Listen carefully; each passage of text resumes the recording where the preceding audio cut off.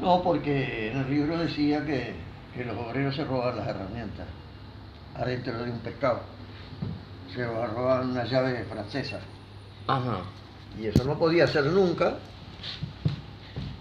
porque las herramientas, yo que trabajaba con herramientas, las herramientas que yo trabajaba eran mías. Yo lo que usaba de la fábrica eran las máquinas. Una máquina no me la iba a llevar para casa, ¿no? Un taladro grande, yo no lo iba a llevar para mi casa, ¿cómo lo iba a sacar? En la cintura no lo iba a sacar a un taladro. Lo que se dice es que una de las razones por la que cerró la fábrica fue que los obreros se robaban las cosas. No, no, no. La fábrica se cerró por el interés que había de los frigoríficos de acá del sur. De acá fueron los del Nacional en el año 68, cuando se nacionalizó el Anglo, fueron para cerrarlo al Anglo. Pero el Anglo tenía una gente, tenía una plantilla de empleados que llevaban bien las cosas. El Anglo cerró sin deber un peso de impuestos, cuando los frigoríficos de acá del sur debían millones de dólares, ¿no? Por eso se cerró el Anglo. Si el Anglo podía estar trabajando. En el Anglo, el 10% de los que trabajaban en el Anglo no sabían leer ni escribir. En el año 80. Ponerle la firma. Año 80 estaba cerrado. Cerró el 79. Bueno, en el año 60, ponele. No, o 50. En el Anglo trabajaba el 10% de la gente que trabajaba no sabía ni leer ni escribir. Yo lo comprobé, había una manga de ignorantes, gente bruta, gente ignorante. Se reunió un grupo a conversar. A veces yo no podía entrar a conversación, porque hablaban cada cosa que yo no podía hablar, ¿no? Yo cuando estaba en la grasería tenía amistad con un inglés, hijo de un capo de ahí del Anglo, herramienta que decía que se robaban las herramientas que le decían la chicharra, cuando vos ibas saliendo y te trancaba la chicharra, te revisaban. ¿Cómo la chicharra? Había un molinete que vos pasabas ahí y cuando pasabas de repente iba a pasar y estaba trancado y chillaba una chicharra, te hacían pasar ahí, si llevaba un bolso, te hacían abrir el bolso a ver qué llevaba, ¿no? A todo el mundo. A todo el mundo. No, la chicharra a veces te tocaba que te paraba la chicharra. Y bueno, y si vos estabas marcado, te hacían sonar la chicharra para revisarte el bolso, ¿no? Marcado. Porque, ¿marcado qué? Que decía, mire, se está robando tal cosa. Y cuando venía yo allá, ya estaban pronto ahí. Me hacían sonar la chicharra para que me agarrara la chicharra y para revisarme. ¿Y qué habías robado? Nada. Ah, vos no robabas entonces. Nunca sacabas nada Yo de... por el portón no sacaba nada. Ah. Sacaban a uno, venía la policía y todo, ¿no? ¿Y qué pasaba? Bueno, y me llamaban a la policía si uno les traía algo, llamaban a la policía, un pamento bárbaro, ¿no? De repente lo suspendían y lo echaban al tipo, ¿no? ¿Y qué se robaban? Pavadas, no se llevaban medio animal, no podían. ¿Pero tenían hambre, por eso se llevaban? No. ¿No les daba la Pero plata? ahora los robos más grandes. Pero yo lo que quiero saber, a la gente le pagaban muy poco dinero, entonces por eso robaban. No, se ganaba bastante bien. ¿Y por qué robaban entonces? ¿Y ¿Por qué? por qué? ¿Por qué roba la gente? Pero lo que robaban era ínfimo. Entonces, en 1600 animales que se mataban, no era nada. Los robos más grandes, ¿sabe por dónde? Mucha gente fue destituida en el tiempo de la dictadura. Muchas no, unos pocos. Y entre ellos había un tipo que trabajaba conmigo. ¿Quién? ¿Tengo que dar el nombre? Sí, tenés que dar el nombre. Bueno, Pocholo Picar. Ajá. Trabajaba conmigo. El padre de Pocholo Picar toda la vida había sido comunista. Pero Pocholo Picar nunca hablaba de política, nada, no le importaba nada la película, era un tipo macanudo, andaba conmigo para todos lados. nunca habló de política. Yo sí hablaba de política, ¿no? Pero en la dictadura no se podía hablar mucho. Bueno. Y un día llegué, no había venido Pocholo, y vinieron y me dijeron, no, Pocholo lo destituyeron. ¿Por qué? Porque sacaron una foto un día en el club comunista, allá, y Pocholo había ido a comer, había un guiso, a comer un guiso, y él estaba en la foto. Y además el padre era comunista y lo destituyeron, ¿no? Bueno, y la cosa se manejaba mal se manejaba todo ahí. Y los dirigentes obreros, algunos, fueron presos, ¿no? Y otros apoyaban lo que había, para estar cómodos, ¿te das cuenta? Apoyaban lo que había. Calladito la boca, pero apoyaban y estaban cómodos. Y los que se la jugaron un poquito fueron presos y destituidos. ¿Cuántos años preso? No sé cuánto decirte. Bueno, y un día destituyeron y que fue preso, Aparicio Macedo, fue preso, era muy amigo mío, un tipo espectacular, bárbaro, no tenía idea, era socialista, por eso lo destituyeron, no había hecho nada, ¿no? Yo vi cuando lo sacaron de la fábrica, así como si fuera un asesino apuntándole con las armas así, el tipo iba caminando, yo lo vi a eso. ¿Le apuntaba con el arma? Y así, como si fuera así, ¿sabes? Y el tipo iba caminando, salió. Justamente yo me encontraba ahí cuando lo sacaron.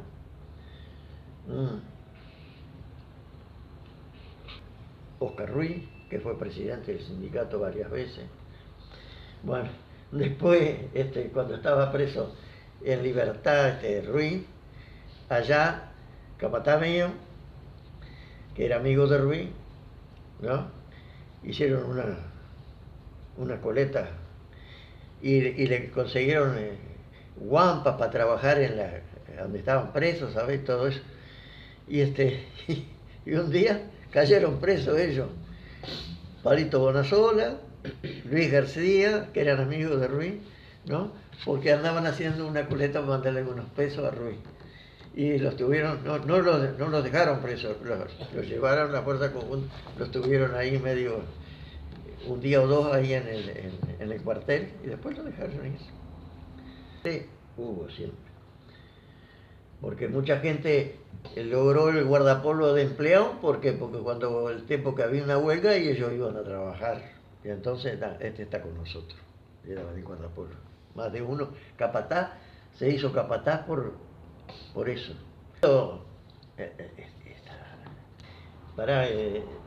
Estamos en yo qué sé.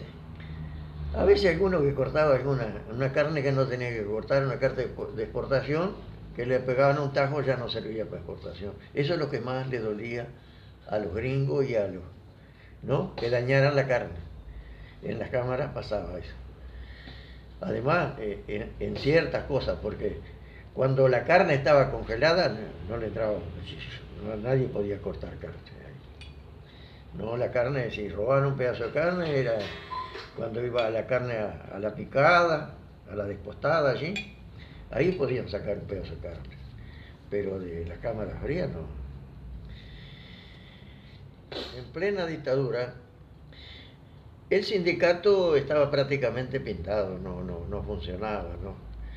Bueno, pero llegó un momento cuando se nacionaliza el Anglo, ¿no? Que va la gente de acá de Montevideo, un gerente que fue de acá y otros jerarcas más que fueron allá y cambió la cosa, ¿no? Y bueno, entonces nosotros nos enteramos de que en el Nacional acá, los que hacían el trabajo que hacíamos nosotros ganaban mucho más que nosotros, ¿no? Bueno, entonces nosotros fuimos al sindicato a hablar con los dirigentes que andaban ahí, a ver si podían averiguar lo que ganaba un carpintero, un albañil, un electricista, un mecánico, ¿no? Un pintor. Y nosotros sabíamos que ellos ganaban más acá, en Montevideo. Y bueno, entonces nos tuvieron que, pasó un mes, éramos dos compañeros míos y yo, éramos uno por los electricistas, otro por los mecánicos y yo por los carpinteros. Y íbamos ahí, bueno, y nos tenían a cuento, pasó un mes, pasó 2 meses, y yo un compañero mío, Daniel Gregorio, me decía siempre, ¿por qué no le damos a, a fulano, no me acuerdo el nombre ahora, que él anda en esto, dice, él no puede conseguir la planilla con todos los sueldos, con todo? Y yo nunca, no, le digo, es un loco suelto ese. Bueno, y tanto así que la última vez que fuimos, fue cuando yo me peleé con los sindicalistas, que le dije que todos iban a terminar de guardapolvo, la mitad terminó de guardapolvo, después, ¿no? De empleado. Bueno, y me fui, y los dejé a los dos compañeros míos, y le dije, perdóneme, yo con esta gente no hablo más, me voy, porque esta gente no va a hacer nada, esta gente está a favor de la fábrica, ¿no? Bueno, y me fui. Y entonces hablé con Gregorio y le digo, Gregorio, vamos a darle al que vos decís, pero no me acuerdo el apellido del tipo. Bueno, y le dimos todo anotado lo que tenía que conseguir. ¿Vos querés creer que a los 3 días, más o menos, 3 días, consiguió todo, los detalles, lo que le daban, los sueldos, que eran muchísimo más, y yo tenía un compañero que era el secretario del sindicato, trabajaba al lado mío, ¿no? Y entonces cuando, el que consiguió eso era Pío le decían, y entonces cuando apareció eso, yo estaba en licencia, cuando Pío lleva los cosos a la fábrica y se lo da a Gregorio. Y me llama Gregorio y me dice, mirá que Pío consiguió todo. Bueno, entonces los del sindicato decía que un tal Pía era el que había conseguido. No era Pío, ese loco que andaba vendiendo cosas de contrabando. Y bueno, y cuando yo volví a la fábrica, fuimos y se lo presentamos al gerente de turno que estaba, que era Veiga, que había ido de acá del Nacional, un tipo macanudo, era Veiga, nos atendió recontra bien y nos dijo que se iba a arreglar todo, nos dieron todo lo que, los aumentos que nos tenían que dar, que fue bastante, y que no iban a dar la ropa que decía, todo lo que decía el papel de lo que llegó de acá, nos dieron todo, ¿no? Y el secretario del sindicato que trabajaba conmigo, que parecía que estaba en contra, ¿no? Vuelta a vuelta discutíamos ahí en la carpintería. Y yo me acuerdo lo que él recibió por hora de aumento, lo que me aumentaron a mí no me acuerdo, pero lo que él recibió, que parecía que estaba en contra, 72 pesos la hora en aquella época recibió. Y bueno, y nos consiguió todo. Y yo siempre he dicho que si Veiga, que hicieron una jugada los sindicalistas a Veiga, que estuvo preso en la Casa Grande, con custodia ahí, estuvo preso el gerente ese. No me acuerdo bien cómo el lío que hubo, ¿no? Y al final lo sacaron, ¿no? Que si ese tipo hubiera quedado en la fábrica ahora capaz estaba trabajando. Yo salió una planta de tomate. Y vos sabés que la dejaron y empezó a crecer, tanto así que un día dijeron, sáquenle un ladrillo para que se pudiera. Vos sabés que hay una escalera, vos sabés que la planta, yo la fui atando contra la escalera, la baranda y todo. Creció grandísima, no sabe la cantidad, le sacaron fotos, gente vino a sacarle fotos. ¿Pero planta de qué? Tomate, unos tomates así. Y yo la cuidaba y se fue al pie de la escalera y de ahí por la baranda de la escalera se fue para arriba y después siguió así. Impresionante la cantidad de tomate que dio esa planta, impresionante. El tronco era así, de la planta, que había salido entre los radillos. Tomate. Sí, y ellos tenían amistad y regalaban tomate, yo los llevaba a gente conocida de ellos. Iba y golpeaba, ya me conocía. muchos saludos mandan y a ver si están bien, todo. Y allá como está, todo bien, no sé, bueno, está. Y le dejaba, y le llevaba huevos, tomates, huevos había pila para comer. Yo para casa llevaba huevos, yo de tarde cuando me iba siempre llevaba huevos. Si había gallina en pila. Qué cosa, ¿no? Eran otros tiempos, ¿no? Y yo me encargaba de cuando había una gallina clueca, ¿no? La sacaba, había un corral aparte. El gallinero era grandísimo. Era como medio terreno. Y había dos gallos que cuando yo entraba, los gallos son celosos, ¿sabes? A veces tenía que tener cuidado porque venían y me atropellaban y me saltaban así con la... Los gallos, pero grandes así, dos gallos. Y bueno, yo sabía, entonces dejábamos los huevos, ya, conocía todo eso. Y le echaba la clueca, la echaba con los huevos, una cantidad de huevos, y a los 21, 30 días, 21 y pico días, estaban los pollitos. Y lo dejábamos en ese corralcito, en ese gallinerito chico que tenía el alambre de cosito así. Y cuando estaban grandecitos así, recién lo largamos al gallinero. ¿Vos te acordás que la abuela tenía pollitos tenía? Los traía en cajitas, con agujeros, una caja con agujeros tenía. Sí. Y ahí estaban los pollos. ¿Te acordás de eso? No entiendo para qué los compraba. Bueno, ¿cómo es? Allá en Flavio, entre los gallineros, ¿sabes por qué los sacaron? ¿Por? Todos los gallineros, por la vinchuca. Porque ahí se criaba el bicho ese, la vinchuca. ¿La vinchuca sabes lo que es? Sí, la vinchuca. Te llega a picar un bicho de eso y te da una cuchara que jode el corazón.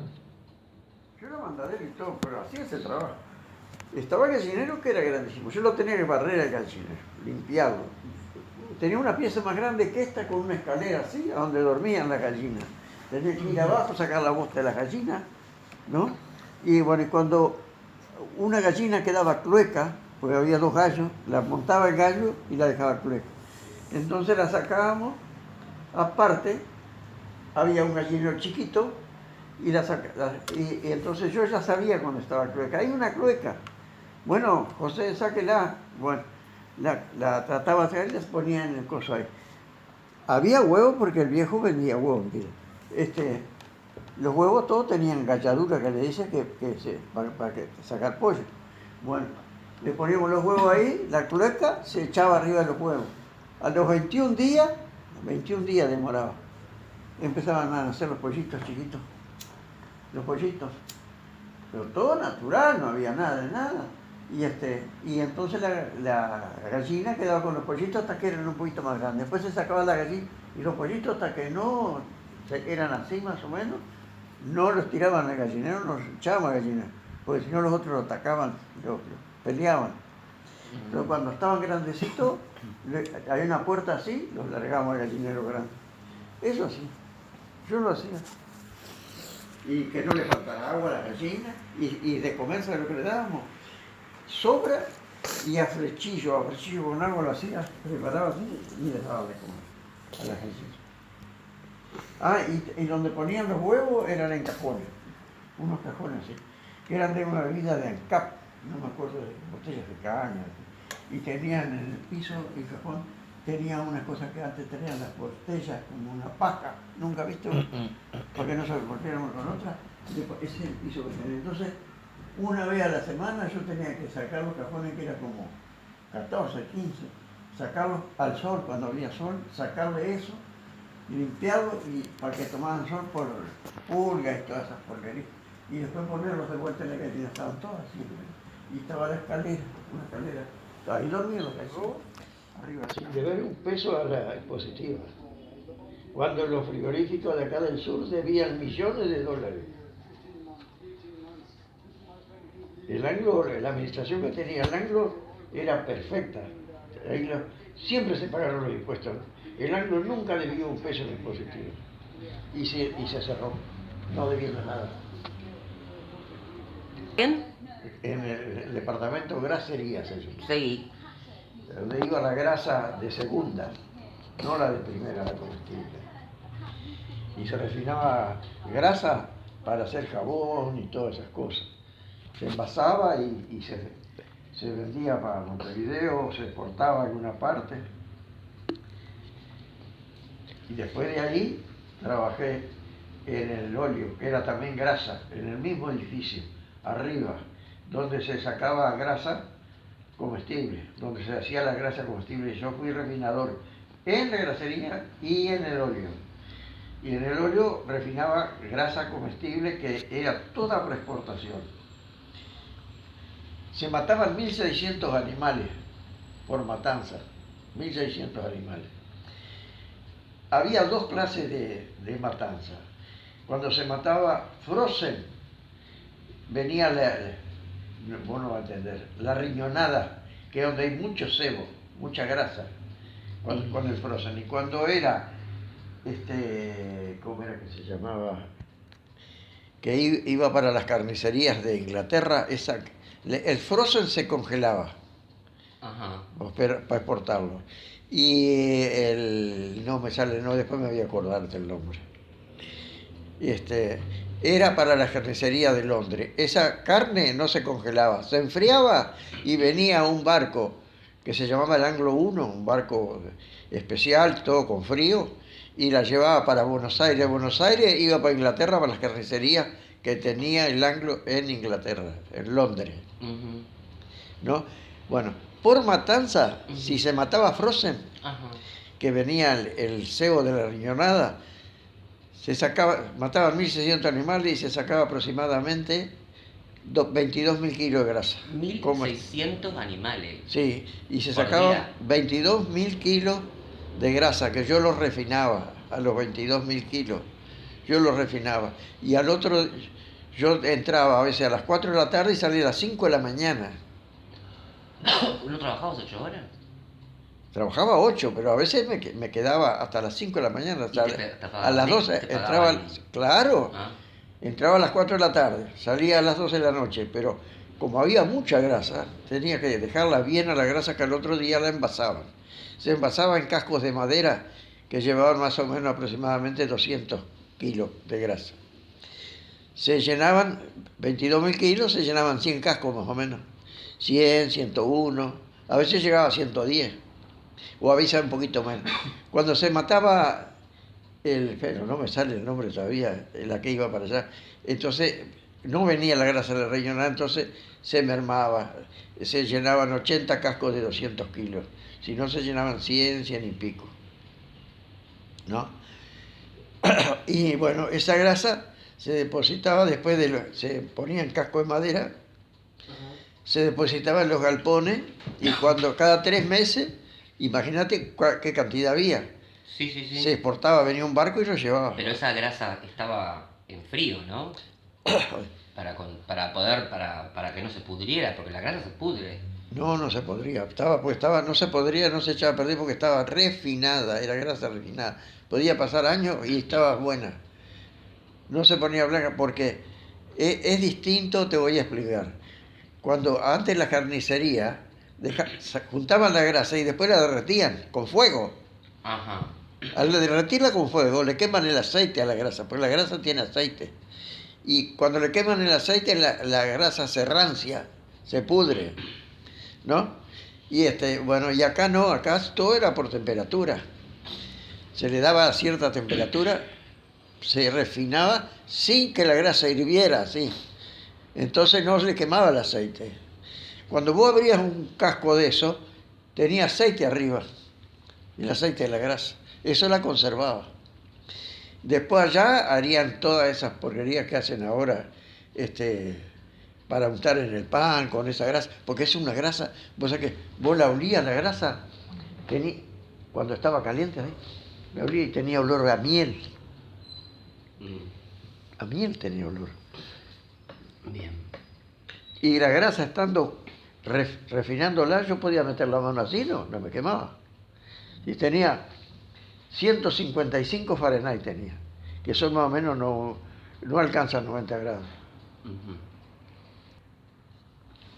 Como en la playa de Matanza, estaba en un piso arriba. Abajo de ese piso estaba la tripería, le llamaban, donde iban todos los cueros, los cueros iban a la curtiembre, que hubo curtiembre en un momento, y todo iba por decantación, ¿no? Bueno, sacaban los cueros, tiraban en Usando la gravedad, un decís caño, vos. iban para afuera ya, en un camión que estaba afuera. Usando la gravedad, decís Claro, vos, claro, todo hacia todo abajo. iba para- Entonces, ¿cómo empezaba todo? Entonces, bueno, entonces iba, se sacaba los rabos, Pero pará, el bicho. el bicho. Contame desde que mataban al Bueno, bicho. el bicho le pegaba un marronazo, lo Mm. mataban, en un cajón era que se abría así, caía. Ahí lo enganchaban de las patas, había guinches que lo levantaban, ahí lo cortaban todo ahí, Lo sacaban cortaban. el cuero, lo cuereaban, Ajá. lo cuereaban. No, todavía no. Iba todo por una noria así, que hacía así.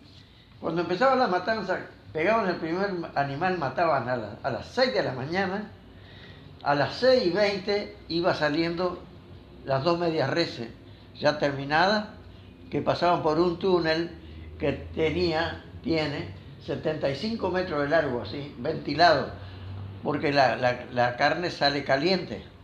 Entonces, para que no entrara tan caliente a las cámaras, tenía ese recorrido que iba despacito, lo llevaba una noria. Y después, por otra noria, subía hasta el quinto piso, que era donde se congelaba la carne. Entraba ahí.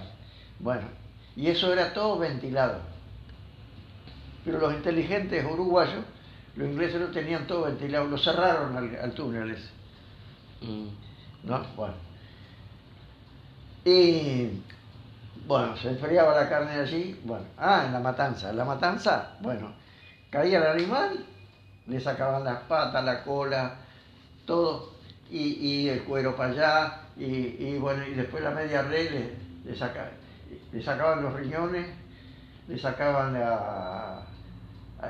cuando la cabeza. Ajá. Iba para la tripería. En la cabeza había una máquina que hacía así.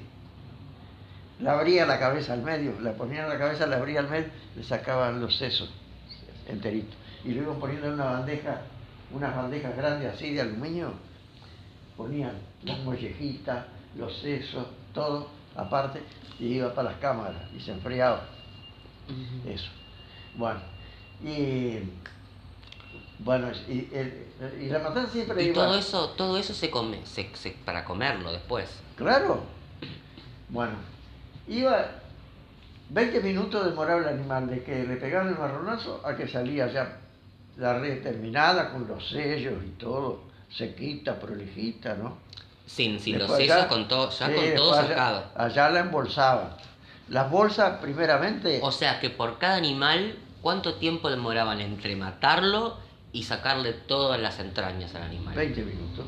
Por animal, más o menos. Por animal. Empezaba a las 6:20 ya salían las dos primeras medias reses, ¿no? Ajá. Y llegaban a entrar a las cámaras. En un momento trajeron dos balanzas digitales argentinas. Pero, ¿qué pasó? Nosotros las instalamos esas balanzas. Yo ya trabajaba en mantenimiento. Entonces instalamos las dos balanzas esas. Bueno, se iba sacando las cosas con grasa. Cierta grasa iba para el óleo y cierta grasa iba para la grasería. ¿Qué es el óleo? El óleo era donde se hacía la grasa fina, la que digo, la que se exportaba. Ajá. Que mirá, como iba para exportación los cascos de madera, había una persona que los abría cuando venían de la tonelería donde las hacían a los cascos, los abría uno por uno de los 100 todos los días que había matado, y los miraba con una lamparita adentro a ver si no tenía alguna mosca, y tenía una varilla así con una aguja en la punta, y se veía una mosca, la pescaba, la sacaba. Y la grasa, cuando se envasaba en los cascos, por si iba alguna mosca, tenían una rejilla de alambrilla. Ajá.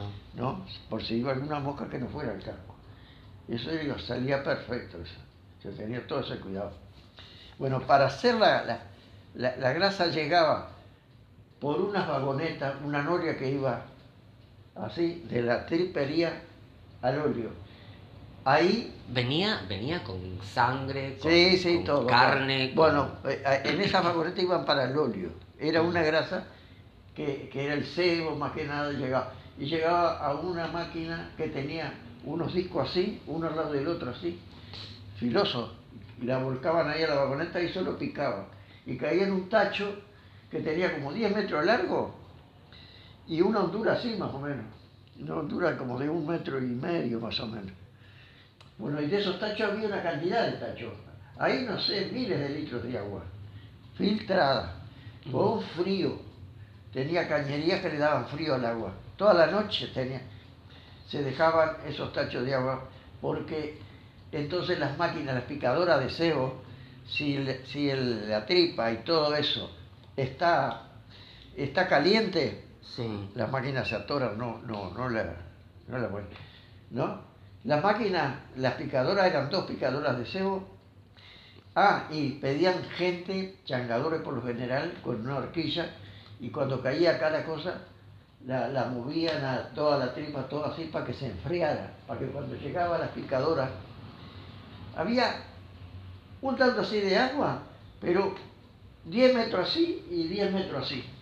Todo era agua, tanque Bien, con agua bien. fría. Y después, bueno, cuando la máquina picaba el cebo, echaban el cebo y salía para una canaleta larga que tenía una, ¿cómo es que se llama? Que lo llevaba había 10 cocinas, 10 cocimientos donde se cocinaban los chicharrones, llamaban a la grasa picada. Bueno, entonces, en la canaleta esa, con una ventanita para cada cocina, que se cerraba y seguía cuando se llenaba esta cocina, le daban vapor y la cocinaban el chicharrón. Cuando el chicharrón estaba cocido, que había que respetar la temperatura, ¿no? Y bueno, entonces el tipo, había unos cajones con sal fina y sal gruesa. Se echaba unos puñados de sal así arriba del chicharrón, entonces el chicharrón se asentaba y aparecía la grasa. Y había un caño allá con una cadenita y lo traía así, y entonces de ahí salía la grasa, no el chicharrón. Pero por las dudas, allá abajo estaba yo trabajando de refinador. Enseguida yo hacía así, tocaba el cosa de la cocina. Y ponía un colador donde caía la grasa, por si venía algún chicharrón, ¿no? Cuando se llenaba un refinador, yo le daba vapor y le daba la temperatura correcta y miraba, le echaba a cada refinador, que llevaba 1000 kilos más o menos. Yo cuando llegaba, estaba completo así, había una manguerita con agua, yo la lavaba la grasa, le echaba agua a la grasa y le echaba 4 o 5 puñados de sal fina, ahí se usaba la sal, así, para decantar la grasa, para que toda la mugre se fuera para abajo, si había sedimento. Y le daba, más o menos tenía media hora con vapor, 155 Fahrenheit. O No sea que podía pasarse. Cada refinador tenía un termómetro. No era cualquier grasa. No. Y bueno. Y después de ahí, yo cuando estaba pronta la grasa, le abría. El fondo de los refinadores era así redondo. Y acá tenía un caño, pero no, tenía el caño abajo para decantar todo. Y el caño el otro estaba más arriba. Entonces yo abría este caño para que fuera para allá. Y lo que quedaba lo sacaba en un coso que después iba para la grasería. El sedimento, todo eso. Bueno, y yo le daba temperatura. Y allá donde quedaba ya pronta la grasa, lo mantenía con vapor para que no se enfriara. Pero cuando yo me venía, lo último que hacía era cerrarle el vapor a toda esa grasa, que eran 22.000 kilos, para que al otro día estuviera bien sentadita, ¿no? Y entonces yo iba y probaba, sacaba, a ver si la grasa salía limpia, bueno. Venían los que envasaban los cascos, a veces me tocó a mí envasar los cascos, y a llenar los cascos, y los iban apilando así, un espacio grandísimo que había ahí, 100 cascos. Bueno, la grasa después de envasada, se llevaba a los galpones, los cascos de 200 kilos, se llevaban a los galpones y se apilaban los cascos esos. Después había ha visto en el frigorífico la vía que va hasta allá arriba, hasta los galpones iba esa vía. Y bueno, después se llevaban para el muelle cuando venía el barco y se embarcaban, se exportaba esa grasa. Por eso había que tener mucho cuidado. Y ya llevaba mucho, en los cascos llevaban sello de la calidad de la grasa, ¿no? La acidez que tenía la grasa. Todos los resultados del laboratorio. Porque yo sacaba de mañana temprano, antes de empezar el envase, sacaba muestras de la grasa. Y se iba al laboratorio y el laboratorio daba el resultado. Entonces al casco se le ponía la fecha y la acidez que tenía. ¿Y eso se comercializaba en Uruguay? ¿O? No, se iba para el exterior. Toda esa grasa. Ese era un cebo. Decía primer hus, decía. ¿Y tenía algún uso en particular que vos supieras? No, lo que hacía en el exterior yo no sé. Bueno, y después había otra grasa que se hacía también ahí, que era el desgrase de los animales cuando se sacaban de las cámaras frías, elegían la carne para hacer la conserva y la traían, había un corredor grande así y ahí la dejaban que se ablandara para el otro día sacar la carne y dejar los huesos y la carne iba entonces iba gente a desgrasar esa carne porque para que no fuera la grasa, que fuera carne, y se desgrasaban y esa grasa venía para el óleo y esa era una grasa muy fina y esa se envasaba y se llevaba a los galpones. Entonces cuando no había matanza, se preparaba una grasa, se hacía una mezcla de grasa, ¿no? Incluso a veces se mataban capones. La grasa de capones es duraza, fría, y se mezclaban las grasas. Entonces, yo ahora sí lo voy a hacer, no lo puedo hacer, pero yo iba al galpón con un cuaderno y tenía todo anotado la acidez que tenían las grasas que estaban envasadas ahí en esos cascos. Entonces había 10 cascos con 20% de acidez, que no se puede, es hasta 15% de acidez. Por 20 no. Entonces, bueno, pero había cascos que tenían 8% de acidez. Entonces hacíamos la cuenta. Con el negro graso lo hacíamos eso. Hacíamos la cuenta. Llevamos tanto que tienen 20 acidez, tanto que tienen 10. Entonces hacíamos la cuenta que lográbamos una grasa que tenía 12 o 13 de acidez, por cierto, ¿no? Y se hacía el envase. El envase se envasaban 1200 latas de 20 kilos. De grasa. De grasa, comestible. Esa era grasa comestible. Para cocinar. Sí, una grasa que nunca se ponía dura. A veces estaba en un casco y yo metía la mano, hasta acá metía, en la grasa metía la mano hasta acá, así era blandita la grasa. Era una mezcla que hacíamos con el negro graso, yo y el negro graso lo hacíamos. Y salía iba al laboratorio y daba 8% de acidez, 9%, y lo máximo era 15, que después de 15 ya no era comestible. Bueno, entonces, como ser pedían gente porque se traían los cascos y había que sacar la grasa de los cascos con pala y echarla en un tacho y derretirla ahí y después bajarla para abajo para los depósitos, para los refinadores y después para los depósitos, ¿no? Llevaba otro tratamiento distinto a la grasa de la matanza. Y después sacaba la muestra y se llevaba al laboratorio, ¿no? Bueno, como soy yo, iba y tenía 2 bombas que las hacía funcionar. Entonces de acá bombeaba la grasa para arriba y le echaba sal así para que se asentara. Entonces hoy dejaba pronto la grasa para mañana envasarla en latas de 20 kilos, ¿no? Entonces, ¿qué pasa? Mirá, te voy a contar lo que pasó. Entonces, como ser de repente un fin de semana, ¿no? Levantábamos la grasa el sábado. Yo levantaba, llenaba, que eran como 20.000 kilos, más o menos 22.000 kilos, eran 1.200 latas de 20 kilos. Llenaba los depósitos, ¿no? Y los mantenían con temperatura, y bueno, el sábado. Entonces, el domingo, yo tenía que ir. Yo y el Negro Graso íbamos los dos. Entrábamos a las 7 de la mañana y salíamos a las 5 de la tarde de corrido. Para mantenerla, la grasa, que no se enfriara, pero que no se moviera, que no hirviera. ¿Estamos hablando en qué año más o menos esto? 1970. Por ahí. No, antes, 1960 y pico. 65 para bueno, atrás. 60. Entonces, el gerente de turno se había fijado que nosotros hacíamos 2 jornales de 10 horas cada uno los domingos. Nos tenían que pagar doble.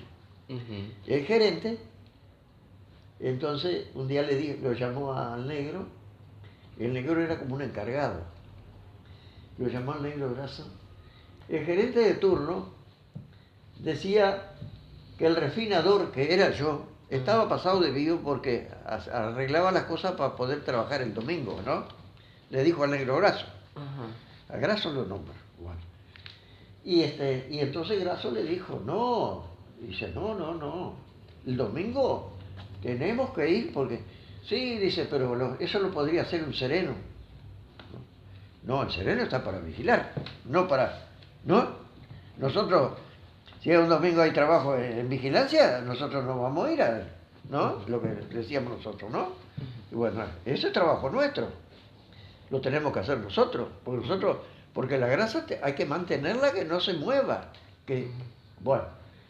Y bueno, se siguió así. Un día entonces, llegó fin de semana, y entonces íbamos a levantar grasa, porque era de un piso para otro piso. Íbamos a levantar la grasa, y entonces tenemos que venir el domingo. Entonces el gerente dice, no levantes nada. El lunes que Milesi venga a las 4 de la mañana, ¿no? Y levanta la grasa y enseguida se hace el envase. Y entonces el Negro Graso le dijo, no, dice, no se puede hacer así. ¿Cómo que no? ¿Por qué? Y no se le explicó, no se puede. No va a salir bien la grasa, ¿no? La grasa tiene que descansar, tiene que tener sus horas de descanso. ¿Para qué? Porque cuando se terminaba el envase, o sea que los tachos, los depósitos, eran así, en vez de, decíamos nosotros, así, ¿no? Así. Entonces la grasa iba saliendo y en la pared del tacho así iba quedando la mugre, porque estaba asentada, ¿no? Bueno. Y bueno, y se hizo como 2 o 3 envases, se hicieron así, ¿no? Entonces la grasa, cuando llenaban la lata de 20 kilos, que era cuadrada como esto así, y alta así, se llenaba, se soldaba acá la tapita y se daba vuelta. En una mesa lo hacían, que era de chapa, entonces la hacían así correr y había uno que la limpiaban, a todos limpiándola a la lata, ¿no? Por si estaba sucia. Y uno que la cargaba en un carrito, que era como la mesa del carrito así, cargaba 2 pilas. Y se ponía a dar la vuelta con la tapa para abajo, ¿no? Bueno, el que compraba esa grasa era una firma de Salto, salteña, que yo no sé, la vendería para Brasil. Cuando vino el camión de Barbieri y Legire, era la firma esa que llevaba la grasa, se llevaron 2 o 3 viajes de esa grasa. Y llamaron y la trajeron de vuelta. ¿Qué pasaba? Cuando daban vuelta a la lata y la abrían la lata, estaba toda la mugre arriba, ¿no? Y ese trabajo se perdió, culpa de ese señor gerente que había, que hizo hacer eso. Y se perdió ese trabajo, lo perdí. Porque después no había que la comprar. No era tan sucio. Lo que hacía un calor, había y a veces llegaba a 60 grados, ahí donde trabajaba yo. Trabajaba en una plataforma arriba, así, y yo hacía así, tocaba el fondo de la cocina donde estaban cocinando. Tenía calor acá y calor acá, todo así. Imagínate. Bueno, yo entré a trabajar en el frigorífico el 30 de marzo de 1950. como ya conté, entré a trabajar en la grasería, ¿no? Bueno, yo iba de mi casa, cuando recién entré, iba caminando. Y estaba a 3 kilómetros de la fábrica. 3 kilómetros exactos. Bueno, al mes de haber empezado a trabajar, compré una bicicleta. Entonces iba en bicicleta. Bueno, había varios galpones para dejar las bicicletas. Llegó a haber casi 2000 bicicletas. Cuando a las 11, cuando salía la gente, era un pelotón de bicicletas, varios pelotones de bicicleta, impresionante. Porque se trabajaba de 7 a 11 y de 1 a 5, que se llamaba de pito a pito. Porque el pito tocaba a las 6, a las 7, a las 11, a la 1 y a las 5. Cuando había incendio, que yo estuve en 2 incendios que hubo ahí en la fábrica, tocaba 2 pitadas. Cuando se acababa el incendio, tocaba 4. Cuando se quedaba todo normal. Bueno, después fui en bicicleta. Bueno, iba en bicicleta y muchos iban en bicicleta, muchos de a pie todavía. Y bueno, después compré una moto, iba en moto. Bueno, anduve tiempo en moto. Después iba en auto, ¿no? Llegué a ir en auto. Y eran muy pocos, algún empleado iba en auto. Yo iba en auto. Bueno, en 1970, fue cuando pasó a manos del Estado el frigorífico, llegaron la gente de Montevideo, que para mí venían con intenciones de cerrarlo. Bueno, yo cuando entraba de mañana, veía los serenos que estaban en el portón, entraba, sacaba el número de mi chapa que tenía y iba para el trabajo que tenía. Bueno, no, lo que quería contar es, bueno, cuando llegó la gente de Montevideo, vino un gerente que puso a cada uno en su lugar. Nosotros teníamos una profesión y estábamos trabajando entre la grasa. Bueno, a Grasso lo mandó al taller eléctrico porque era electricista, era técnico en frío también. Bueno, yo era carpintero, me mandaron a la carpintería, ¿no? ¿Eso lo hizo cuando lo tomó el gobierno? Sí. ¿Y antes quién lo tenía? Y eran los ingleses. ¿Y los ingleses tenían carpinteros en la grasería? Claro, había gente que estaba fuera del lugar. Como que no valoraban la educación que ustedes Claro, tenían. no, bueno, y estaba abierto. Bueno, a mí me mandaron a la carpintería, entonces empecé a trabajar en la carpintería. Y entonces ahí prácticamente mantenimiento, ¿no? Hice muchos muebles para la casa grande, hice para las oficinas, hice muebles. Todavía hay muebles en la oficina central que yo hice. Bueno, hice mucho trabajo. Y trabajaba también, hice en la casa grande, y estaba allá, bueno, un día me dieron para hacer un mueble, hice muebles para la casa grande, que había muchos muebles que hoy ya no existen, ¿no? No sé lo que pasó con los muebles. Y hice tapizados también en la casa grande, ilustrados a muñeca en la casa grande. Tanto es así, iba tan seguido que hice amistad con la señora del negro. Ajá. ¿No? Y vivía en Lovisoli, a la cuadra, ahí, Ajá. en la casa de la negra Mato, ahí. Uh-huh. Bueno, y después lo hizo venir a todos, se vinieron todos de allá, y menor era así. Y mi madre se arrimó ahí, cuando yo vio llegar esa gente ahí, se arrimó y se ofertó para ayudar en algo, ¿no? Si precisaban algo, bueno, y le dijo de que en el corralón estaban dando un surtido y mora. Y alpargatas también daban, que se usaba mucho la alpargata. Bueno, y bueno, entonces viendo que la vieja pobre había llegado de allá de Mina, que iba a ir al corralón a pedir, y dice, no, mi madre fue personalmente y les explicó de que había una familia así, que había llegado, que no tenían nada, que carecentes. Y bueno, hizo que terminé, lo corté. Y en el corralón había pico, pala y carretilla, lo único que había. Y un forá viejo que los inspectores de la leche andaban en el forá ese. Y la regadora que eran tiradas por los burros. Y le dieron una carretilla cargada, mi madre con la carretilla se fue hasta allá abajo del corralón, con las moras, toda una carretilla llena, ¿sabéis? Se fue hasta allá abajo. Y la vieja, cuando no quería creer, le trajo un surtido y no sé cuántas moras, ¿no? Y después nosotros fuimos a devolver éramos gurises, a devolver la carretilla al corralón. Y de ahí se hizo una amistad bárbara, ¿te das cuenta? Propuesto prácticamente, no traía muchas cosas. Y que ya no estaban malas, ya el negro le dijo que se venían para acá. Y entonces a trabajar al año. ¿De minas eran? Sí. Pero no del pueblo, eran de afuera, de minas. Pura piedra, dice ahí. Que la amistad que tenían con la negra Mato, porque la madre de la negra Mato fue de maestra ahí, a ese lugar ahí en Minas. Y ahí fue que hicieron la amistad.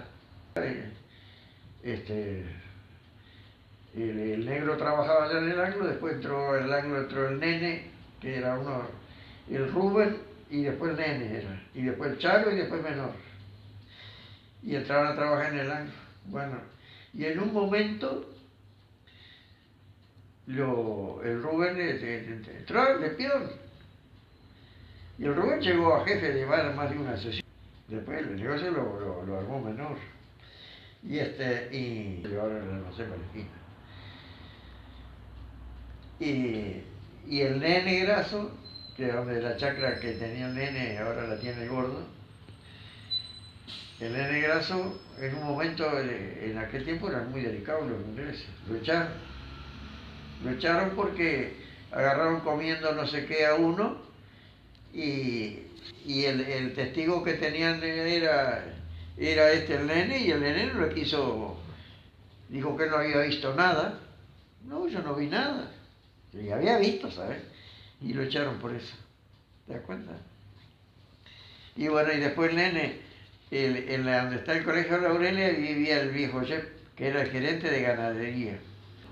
Lo hizo entrar de vuelta al año. De repente sienten unas explosiones y ¡ping! La bala pasaban las chapas. Y se bajaron de los caballos, se tiraron al suelo. Y en el cuartel estaban tirando y tiraban para ese lado. Pero unas balas así como el dedo, 45. ¿Vos sabés? Agujerearon todas las chapas y no mataron a uno porque se dieron cuenta. Se bajaron de los caballos, no, arriba los caballos están regalados. ¿Vos sabés? Y llamaron por teléfono al cuartel que estaban tirando, ¿no? Y las balas venían para ahí, agujerearon todas las chapas. Para el lado y donde estaban. Sí que no mataron a nadie, llame. Sí. La balanza de ganado, había un lugar que le decían el redondo, donde apartaban los animales. Era grandísimo así, con chapa de zinc parada, pero una chapa más alta que esto, por allá, así. Todos chapas, cerrado era el redondo, ahí donde apartaban el ganado. Un día estaban apartando el ganado. En 1971 nos llamaron 4 compañeros y yo a ver si podíamos arreglar el muelle. El muelle no estaba transitable. El muelle, cuando nuevo, tenía más o menos 10 metros de ancho y dijeron, vamos a hacerlo de 5, que lo hicieron, ¿no? Bueno, y entramos a trabajar allí con 2 vincheros, el peludo Benítez y el gato Cardoso, 2 vincheros, un peón del muelle, Cacho Pérez, y un oficial como yo, Daniel Gregorio. ¿Edades? Y bueno, Gregorio unos años menor que yo, los demás ya no están, ya eran mucho mayor que yo. Y lo hicimos al muelle, transitable de punta a punta, ¿no? Y no. Iba a venir un barco y ya el muelle no estaba muy bien. Entonces, para atracar el barco, iban a poner una boya entre la punta del muelle y la costa. Se puso un riel en la puesta, todavía existe ahí al lado del portón 2, abajo está el riel ese. Bueno, y se puso un cabo de ahí hasta el muelle y entre medio una boya muy grande. Y un muerto que lo hicieron en el taller, eran como 1000 kilos de fierro. Y cuando cargamos con el guinche en la balsa, el muerto, la boya y un rollo de cables de acero, ¿no? Y cuando estábamos más o menos por tirar el muerto al agua, se dio vuelta la balsa, caímos todos al agua, no se ahogó ninguno, ¿no? Pero eso, no quedamos y estaba ¿a qué frío. distancia de la costa? Bueno, estábamos cerca de la costa, no teníamos una canoa al lado que nos apoyaba. Y entonces nos agarramos la canoa ahí, pero nos mojamos y estaba bastante frío. Bueno, entonces terminamos el trabajo y la próxima vez que dijeron hay que ir al muelle, hablamos entre los que íbamos siempre y nos pusimos de acuerdo de que si no nos pagaban más, no íbamos. Y dijeron que estábamos locos y no nos mandaron nada y el muelle se empezó a caer de a poco se va a caer hasta lo que quedó. ¿Es las maderas estas podridas que hay ahora? Bueno, sí. Bueno, porque estaba eso, tenía la luz, tenía todo el muelle y era transitable, mucha gente iba a pescar. Ahora no dejan estar, ¿quién va a ir a pescar del río del muelle? Está todo deshecho. De estrato, conserva, ¿está abierto?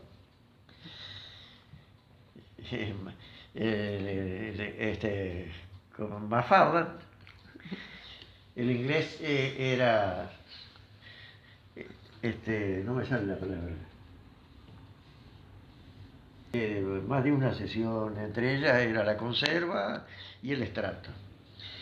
Y bueno, yo tenía un amigo que trabajaba ahí, era capataz en la de Postada, y entonces tenía contacto con Mafalda, ¿no? Que también era superintendente de esa parte, y a veces sentaba.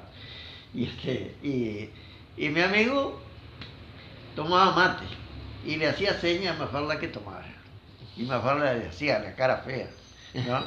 Bueno, entonces un día, le dice que le dé un mate. Tomó un mate. Y ¿Mafalda? lo tomó, sí, Mafalda, bueno. Tomó el mate y hizo una cara como... Bueno, resulta que al otro día le hace seña con el mate, que tomaba mate ahí, y vino y tomó otro mate. Y después le pidió que tomara otro más. Bueno, a veces había mucho trabajo y mi amigo que era capataz ahí, tenía que atender allí y no podía empezar el mate. Llegó Mafalda y le hacía seña ahí, y el mate ya se había viciado.